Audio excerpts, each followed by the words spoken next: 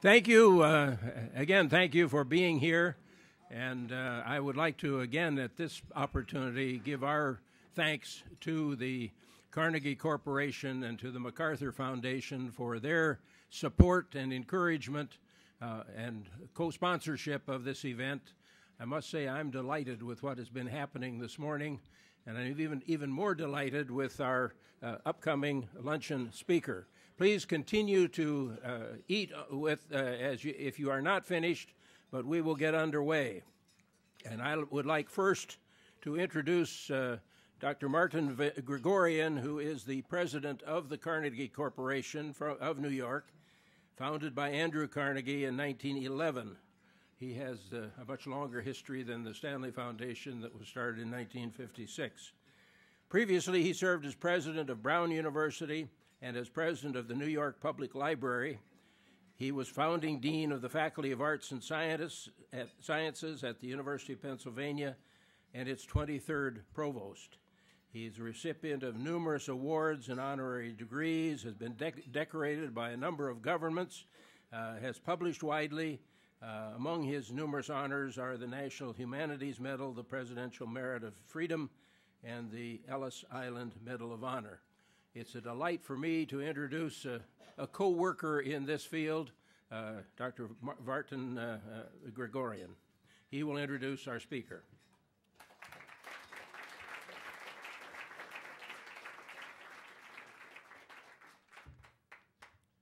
Thank you very much, Dick Stanley, for your generous introduction, and also for Stanley Foundation's long-standing interest in the United Nations and the work you've done on the responsibility to protect.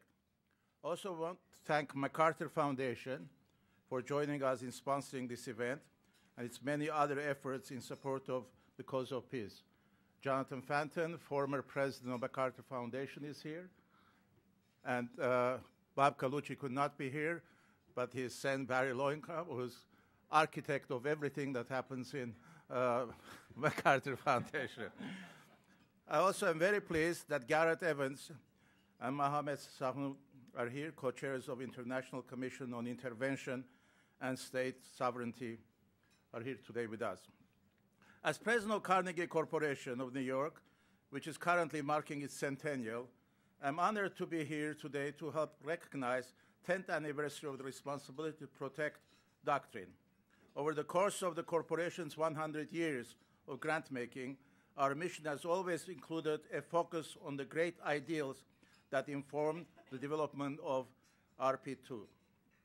From 1905, when our founder, Andrew Carnegie, called for the establishment of League of Peace, Carnegie Corporation has been and continues to be active and dedicated to advancing international peace, which is the strongest foundation of human progress.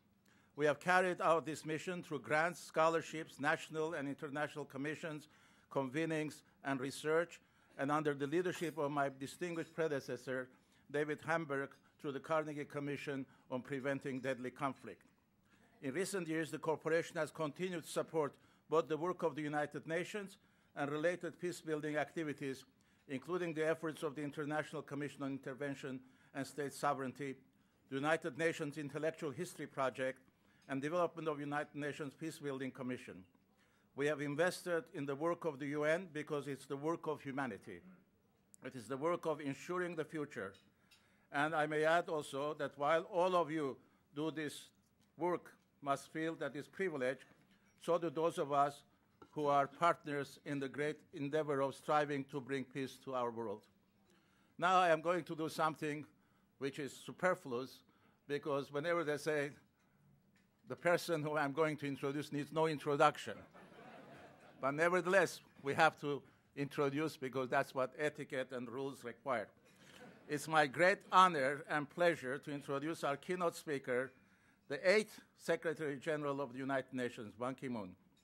His Excellency Ban Ki-moon has had, as you know, a distinguished career in diplomacy.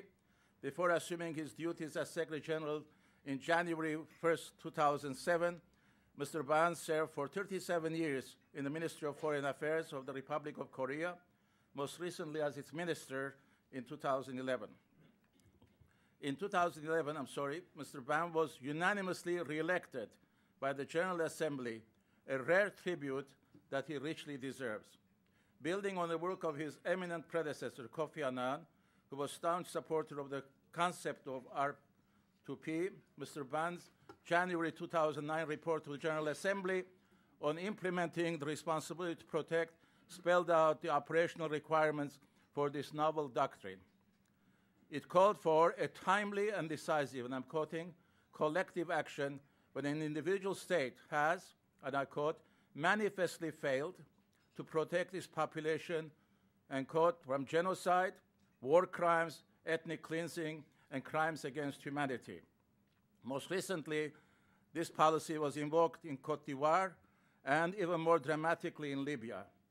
How we can continue to respond to the complex and challenging questions raised by the R2P doctrine today, tomorrow, and in the future may well be one of the most defining issues of our time. Please join me in welcoming His Excellency Secretary General of the United Nations, Ban Ki-moon.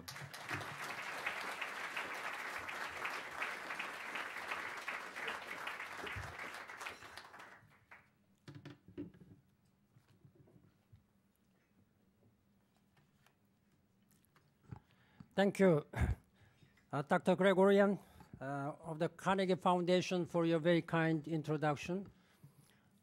Excellencies, distinguished participants, ladies and gentlemen.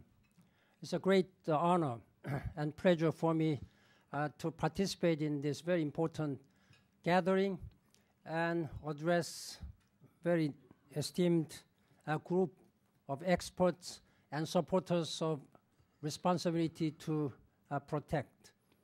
As Dr. Gregorian said, I have just started, begun my second term as a Secretary General, and I know that when I was elected as a Secretary General for the second time, I know that all of you must have supported me, and I thank you very much.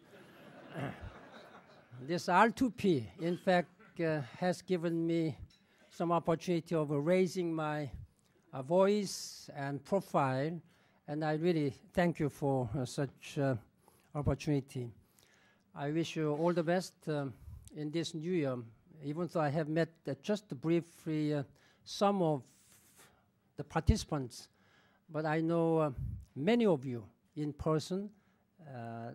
I'm sorry that I'm not able to greet you in person this time, but I wish you all the best in this new year. Today, we mark the first decade in the life of the responsibility to protect. There will be many more, for we can now say with confidence that this fundamental principle of human protection is here to stay. We salute the foresight of Gareth Evans and Mohammed Sanoun and the distinguished members of their commission, and of course to my predecessor, former Secretary General Kofi Annan. They pointed the way. And we thank again Mr. Gregorian of the Carnegie Corporation, Mr. Levenkron of the MacArthur Foundation, and Mr. Stanley of the Stanley Foundation, with whom I have been so much discussing this matter, for co-sponsoring and supporting this special day. We count on your continuing support and partnership. While I have already known that this concept was born by our distinguished colleagues, former Foreign Minister of Gareth Evans and Dr. Mohammed Sanoun, today I came to know for the first time that the idea of this humanitarian response, this we are now talking about saving human lives, then United Nations is heavily engaged and committed to saving lives in the time of human lives, natural disasters. And Dr. Gregorian was one of the persons who has given the idea of Central Emergency Response Fund. He was not fully aware of how effectively this SURF is now saving thousands and thousands of lives. Then we are very much grateful for this kind of a long foresight like Gareth Evans and Mohammed Sanoun and Dr. Gregorian for their insight and foresight. Now we are working in parallel how to save human lives in natural disaster, but today we discuss how we can save human lives in the man-made disasters. Ladies and gentlemen, friends and colleagues, in 2011, history took for the better. The responsibility to protect came of age. The principle was tested as never before. The results were uneven, but at the end of the day, tens of thousands of lives were saved.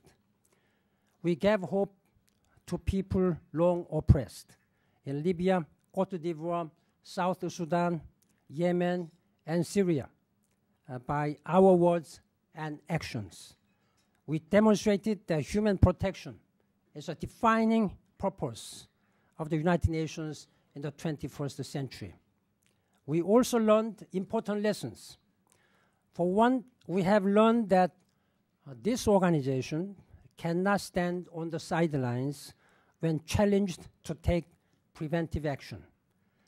Where there is a clear and present danger, we may need to define the field cautiously but proactively. We have also learned delivering on the responsibility to protect requires partnership and common purpose. We get the best results when global and regional organizations, institutions push in the same direction. In 2011, last year, we stood firm for democracy in Cote d'Ivoire. Yet, we could not have succeeded without the leadership and partnership of the African Union and the Economic Community of West African States, ECOWAS. And I'd like to particularly recognize the presence of Mr. Al-Khatib, who worked for a special envoy on Libya. And I thank you very much for your contribution.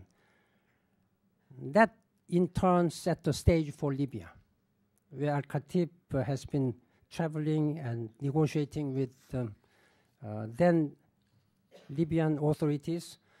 When Muammar Gaddafi threatened to kill his people like rats, the Arab League and Organization of Islamic Conference Cooperation called on the international community to act.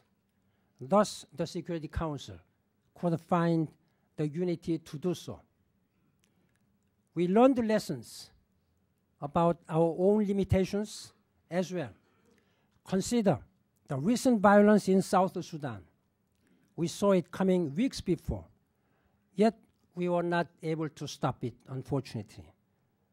Nor was the government, which, like others, has primary responsibility for protecting its citizens.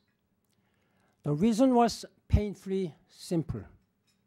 We were denied the use of necessary resources, in particular, the helicopters that would have given us mobility to bring all the UN peacekeepers where there are no roads except by air mobility. At a critical moment, I was reduced to begging for replacement from neighboring countries and missions. With limited resources, we tried our best. So a key challenge in putting the responsibility to protect into practice is this. How do we do our job? How do we deliver on Security Council mandates when the very members of the Council do not give us the support we need? All these issues are enormously complex. That is why I have asked my special advisor, Ed Luck, to lead a system-wide assessment of how the UN can best employ the tools given to us under the Charter, and specifically chapters 6, 7, and 8. I know you will want to discuss all these matters in depth, especially the aspects that are dominating the news. Before we do so, however, let me speak to an issue that I believe has not received sufficient attention. That is the importance of prevention. Today, I ask you to join me in making 2012 the year of prevention. Prevention.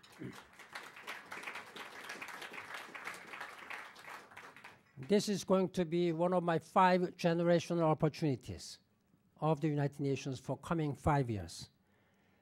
2005 World Summit called for assisting states under stress before crisis and conflicts break out.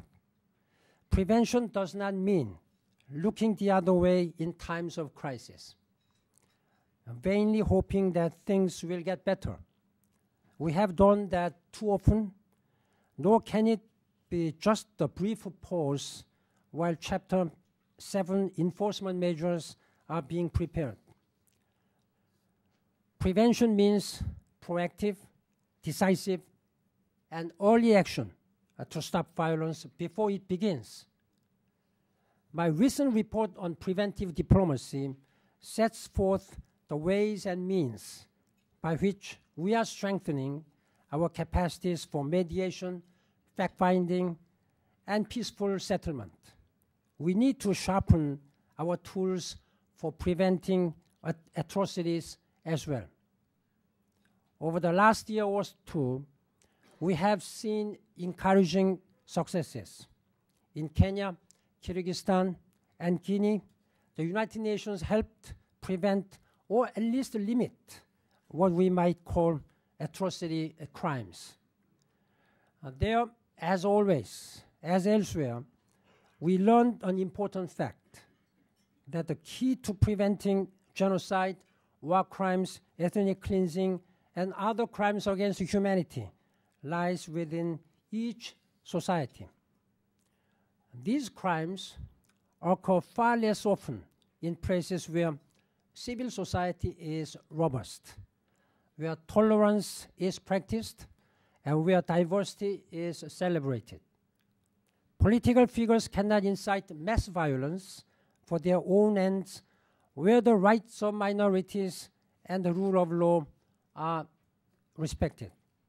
That is why during my second term as a Secretary General, UN will redouble its efforts at training, education, and capacity building on human rights, humanitarian law, and democratic values and practices. We will undertake development and peace building in ways that reduce tensions among groups and strengthen institutional barriers to sectarian violence. Too often, we have seen how one round of violence ignites the next. For societies under stress, early warnings may come too late to prevent the outbreak of mass violence. Such situations call for a dynamic assessment of how such stresses are developing over time and how the international community can help. It means little, however, to get the assessment right if it is not followed by targeted, measured, and determined action. That action can take and has taken many forms. For instance, we have been quick to respond to incitement in Kenya, Cote d'Ivoire, Libya, and elsewhere. Because outbreaks of mass violence are rarely spontaneous, we generally have the time and opportunity to remind government and opposition leaders that they could be held accountable by the International Criminal Court or other tribunals. One of my greatest satisfactions as a Secretary General has been to help advance the powers of these courts and to see how effective a deterrent the ICC in particular has become. Ladies and gentlemen, if we are going to be serious about prevention, then we need to develop more innovative ways to use underutilized tools of Chapter 6. Truth can be a powerful weapon against those who try to hide or rationalize their criminality. It is the first step toward accountability. I welcome, therefore, the Human Rights Council's growing use of Commission of Inquiry, as in Syria and Libya. The Security Council can make more use of its own missions and its power to investigate under Article 34 of the Charter, to look into situations before they escalate. Fact-finding by the United Nations and regional and sub-regional arrangements should focus more intently on preventing atrocity crimes. In some cases, these efforts could be usefully supplemented by the deployment of unarmed observers from global and regional organizations, civil society, and national police units. The Arab League Observer Mission in Syria has encountered serious difficulties. The United Nations is helping with the training and capacity building, but clearly the situation calls for more than a small circumscribed presence. Used in measured and targeted ways, peacekeepers can help prevent atrocities as well as armed conflict. The African Union did so in Burundi, as did our own Blue Helmets in the former Yugoslav Republic of Macedonia. When national leaders want to protect their populations, there are ample consent-based tools under Chapters 6 and 8 to assist them. In Rwanda, Kenya, Kyrgyzstan, local groups were able to reach across sectarian lines to diffuse tensions in some communities despite rising violence around them. Civil society could be critical to avoiding an escalation of violence in Syria and South Sudan. We need to give such groups our support and encouragement. Distinguished participants, ladies and gentlemen, let me close by returning to some current challenges. I have listened carefully to those who have raised concerns about how some Security Council mandates were carried out last year. And I agree at times the execution of our collective responsibilities was not always perfect. In Côte d'Ivoire and Libya, some innocent lives were lost in the name of responsibility to protect. That is why the use of force is never our first choice. Many more lives were saved, however. We all agreed on the need for responsibility while protecting. In that spirit, I very much welcome the Brazilian initiative to open a dialogue on these matters.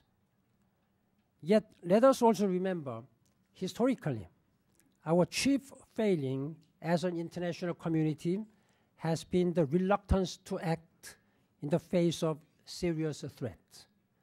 The result, too often, has been a loss of lives and credibility that haunt us ever after.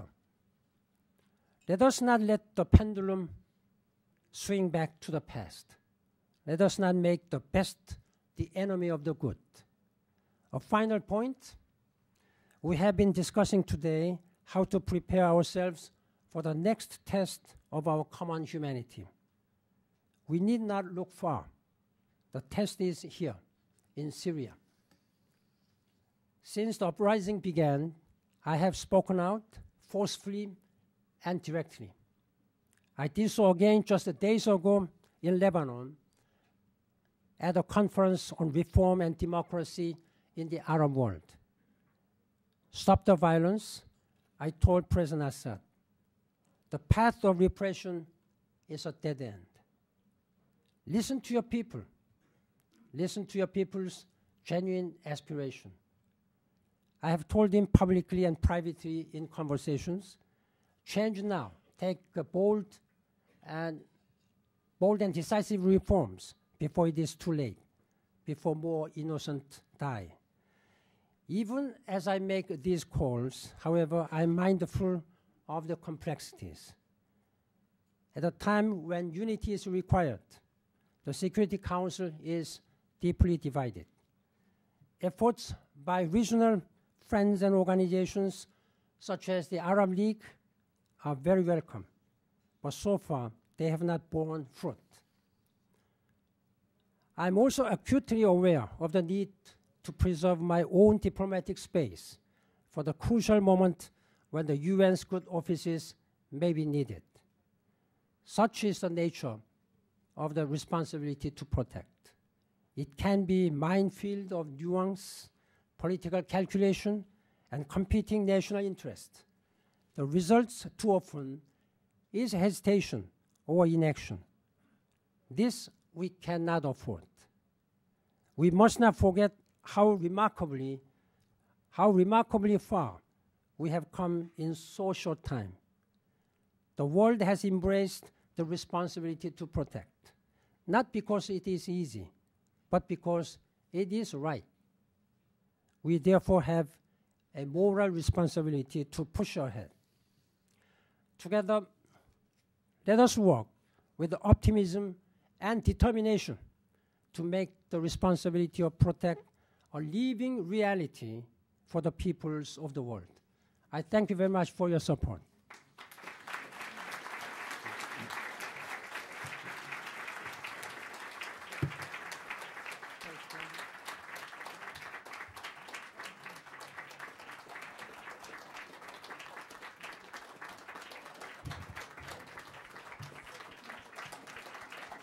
Thank you very much.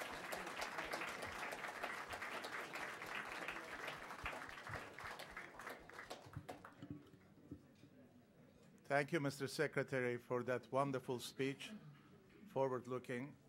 The Bible says, many are called, few are chosen. So everybody has a question to ask and comment to make. But we've chosen, by happenstance, only 3 comments. The first one will be in that order. Ambassador Hardeep Singh Puri, Permanent Representative of India to the United Nations. Second one will be Ambassador Mark Lyle Grant, Permanent Representative of the United Kingdom of Great Britain and Northern Ireland to the United Nations. And the last one will be none other than Louise Arbour, President and CEO, International Crisis Group. I've been asked to remind them that they're going to comment for 3 minutes, not to exceed 3 minutes. And then Secretary General will respond through their comments to all of you, and then we'll adjourn with the help of Dick Stanley, who's our great host today. So, Mr. Ambassador. Thank you very much, and also thank you for reminding us that the comment has to be only for 3 minutes, because some of us, when we see a mic in front of us, get carried away a bit. But Mr. Secretary General, thank you very much for your very positive and your vibrant defense of the concept of R2P. The concept, as we look back 10 years after it was, not fully 10 years, but many years after it was initially outlined, something that grew from the ashes of Rwanda and Srebrenica, when the international community had the information that these mass atrocities, mass killings were likely, and yet chose, for reasons which are not entirely clear, to do nothing. So clearly the international community does not want ever to have to face another situation in which such mass atrocities will take place, and we are helpless bystanders. Therefore, I think it's an excellent idea for the sponsors of this event to bring the leading academic personalities, those who have worked on the concept, the think tanks, and the UN fraternity together to once again focus on R2P in a concerted manner. I think your report on implementation very clearly laid out that insofar as Pillar 1 is concerned, and subsequent discussions show, I think the entire international community is on the same page, that it is indeed the responsibility of every state to protect its citizens from the 4 mass atrocities identified in Para 139. Equally, where the state does not have the resources, the international community has to step in and help the state through capacity building and technical assistance. Therefore, on pillars 1 and 2, I think the international community is on the same page. The issue arises on pillar 3. Clearly, insofar as one looks at the thing in an intellectual construct, if pillars 1 and 2 work out in a particular way and we're not getting relief, there is imminent danger of large-scale killings, the international community has to step in.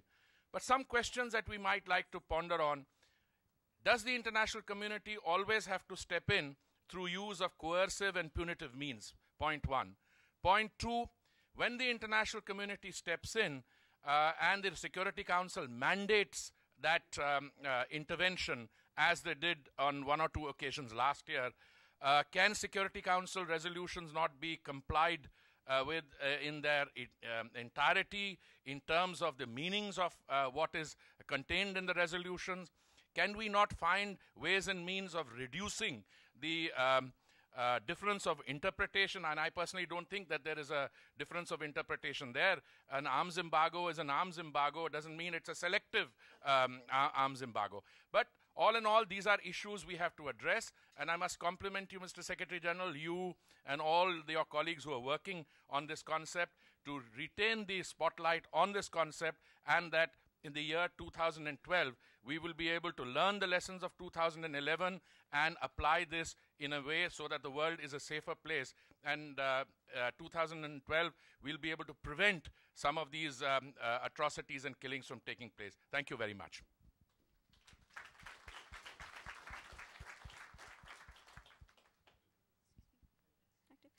My apologies. They're due to a last-minute conflict. Ambassador Lyle Grant is unable to join us, but we are very honored that we have Ambassador Schapper, who has agreed to give our second comment, so I will pass it off to him. Thank you, Ambassador. Thank you, and thanks for this temporary promotion to permanent membership of the Security Council. Although it's a very, very short-term promotion.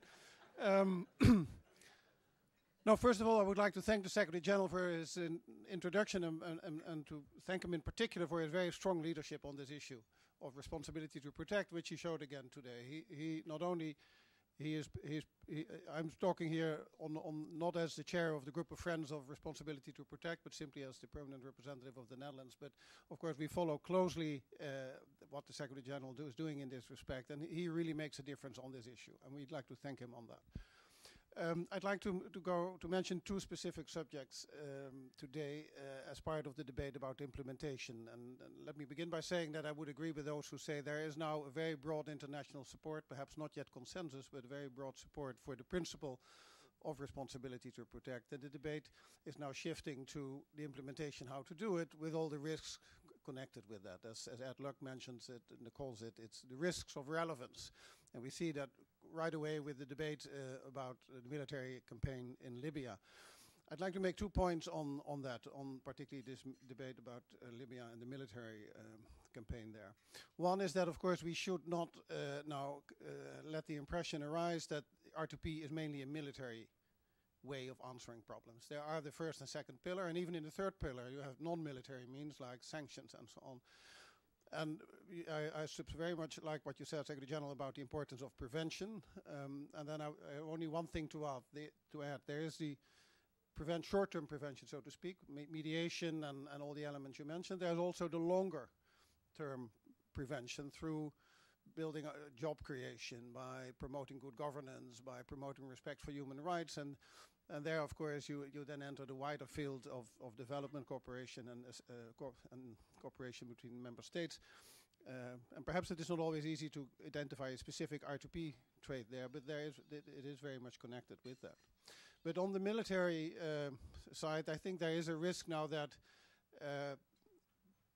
some of the complaints about the action of NATO I find justified, others not, but that this whole debate now perhaps would lead to a conclusion that this particular element of R2P would be kind of castrated for a while. And let me, for instance, what I don't like in the criticism, what I don't agree with, is this element, for instance, that the mandate has been stretched. The mandate says all necessary measures. I mean, how can you stretch that? All necessary measures. There were certain limitations there on, for instance, no troops on the ground. So and those has been followed. So I think part of the problem is not so much that the mandate was not by itself stretched or too broadly interpreted. I think it was a bit what Ambassador Puri said, a lack of clarity what the mandate entailed. What struck me on this issue, but also on the earlier moment when the Security Council decided on deploying or mandating military action, is that there is very little military analysis underlying what the Security Council is deciding. There's very little clarity about what the Security Council exactly expects from those countries who will execute the mandate. So I would think that we need to find some kind of mechanism to have a strategic military advice underlying decisions by the Security Council. I don't only know who should do it. Should it be DPKO? Do they have the capacities? Should it be the military committee? Wonder about that. Should it be the member states who execute the operation or are willing to do so? But I think many of the questions Ambassador Puri mentioned and one hears in the debate could be so answered if we have more clarity in when the mandate is agreed upon, what exactly is expected from those who execute the mandate.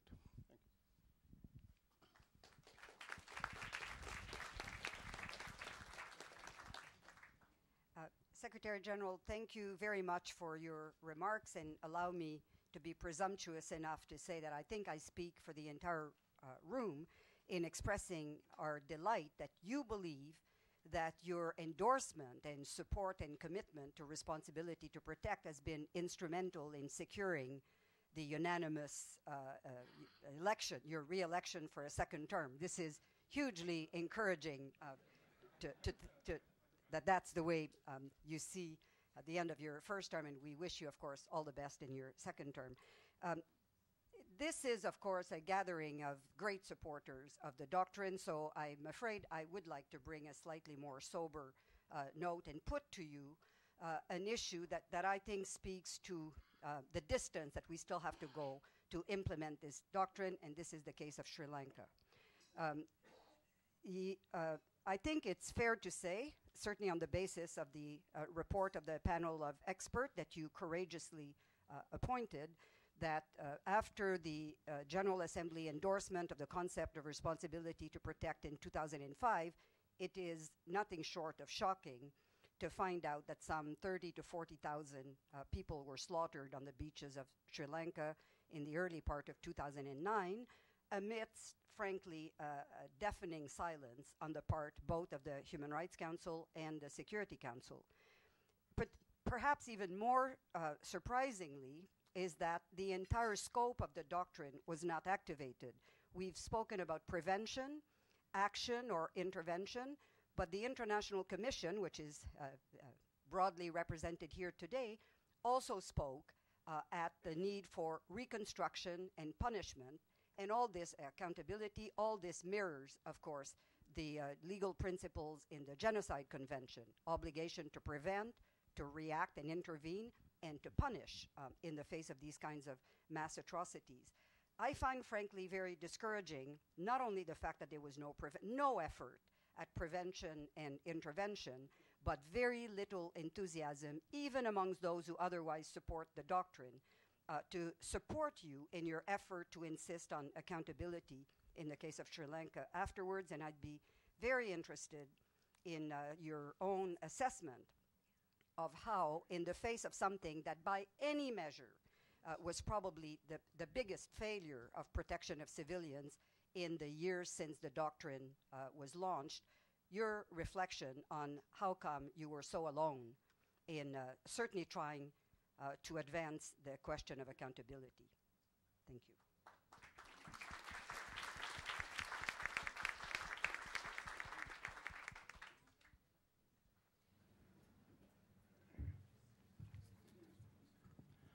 Thank you for your very kind comments.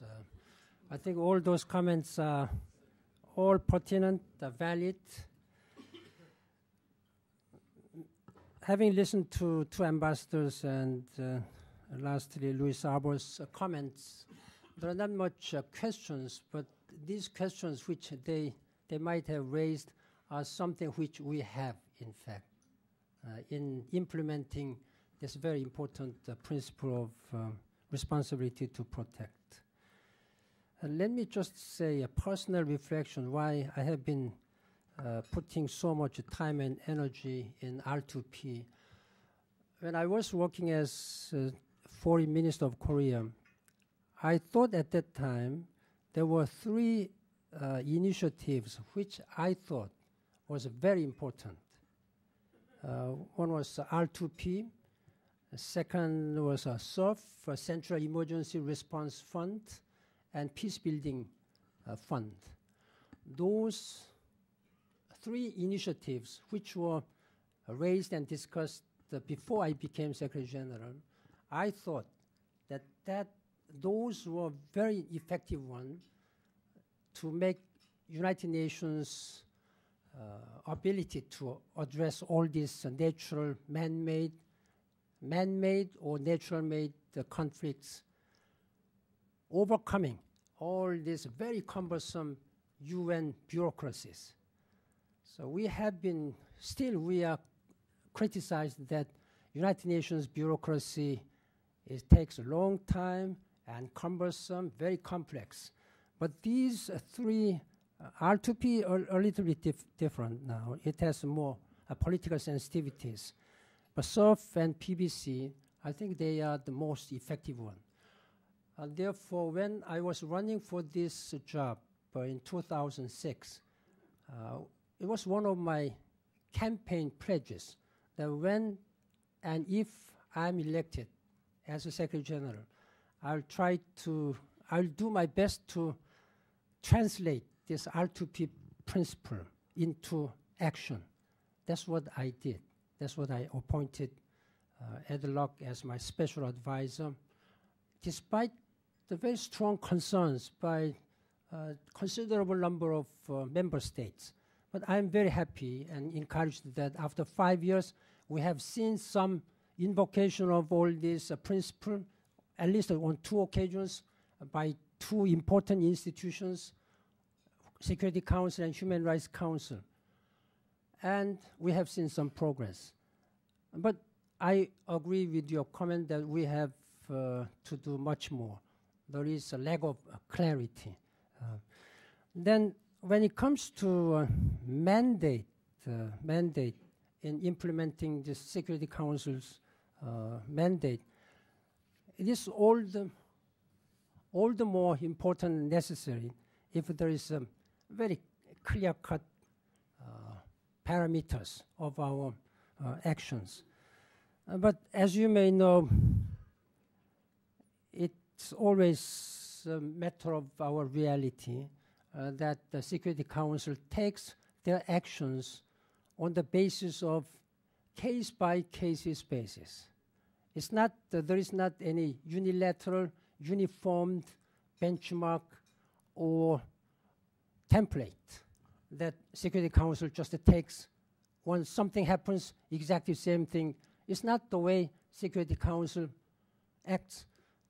I think the concerns or interests of regional institutions or countries or any specific political sensitivities will have to be taken into consideration in their debate, in their considering the situation. So that's what we have seen. So there is a difference between what Security Council has taken on Cote d'Ivoire and Libya and on Syria. If there is a clear understanding between the United Nations Security Council and the regional organizations, like in this case, the League of Arab States, then it will be much easier for Security Council, for United Nations to act in a coherent manner. That is why I have been very closely coordinating with the League of Arab States Secretary General and also members of the Security Council. I have been urging Security Council and United Nations as a whole should be able to act and speak in one and coherent manner. But in reality, it does not happen always. That is why you have been raising all this clarity of the mandate and interpretation, whether the Security Council Resolution 1973 has been enforced and implemented as it was given. There's some concern or lack of clarity on this matter. While I believe that the member states have been acting exactly within the boundaries of this 1973, but there are some countries who are thinking that there was some actions which were taken beyond these parameters. That is one unfortunate thing. But at the same time, I understand that the Security Council will have to deal on a case-by-case basis. That has been, I think, the way the Security Council has been doing during the last 66 years. In implementing this R2P, inevitably, sometimes it may have to depend on military operations. But basically, if we can address all these issues through mediation, facilitation, or other means of preventive diplomacy, that would be the best scenario, an ideal scenario. But in reality, we have used some military forces in the case of Cote d'Ivoire and in the case of Libya. That has to be decided and mandated clearly by the Security Council. Without a Security Council, we cannot think of any military action. This is not the purpose of R2P. That is why there are still some concerns among member states on R2P. We have to overcome this one. That is why I'm heavily depending on and asking Security Council to give us a clear guidance on this matter. On the last question on Sri Lanka, I'm also very much troubled and concerned. That is why I have been speaking out all the times. But when it comes to Sri Lanka, my understanding is that international community was now in support of fighting against terrorism. The Sri Lankan government has been fighting over 3 decades against these terrorist activities by all these, rebel groups. In the course of military operations, particularly at the last stage, there were a lot of human losses. That is what I've been trying, and we've been trying to prevent all the times. At that time, we didn't think about this responsibility to protect issues. The government was taking some sort of a military actions against terrorism action. I do not mean by saying that what had happened there was the right one. I have been very critical, highly critical about what Sri Lankan government has taken that at the time. I've spoken with President Rajapaksa many times to protect the human lives, to take all the measures possible under the authority to prevent the human losses. That is why I have sent the report, International Commission's report, to the Security Council and General Assembly. And that is why I have acted upon the Human Rights Council's report to the Security Council and the General Assembly. That is why I am still working with Sri Lankan government to urging them to take all necessary measures to take accountability process. I'm sure that you will all understand a little bit difference of the situations between what we have taken in Libya and Cote d'Ivoire and Sri Lanka. And again, thank you very much for all your strong support on this responsibility to protect.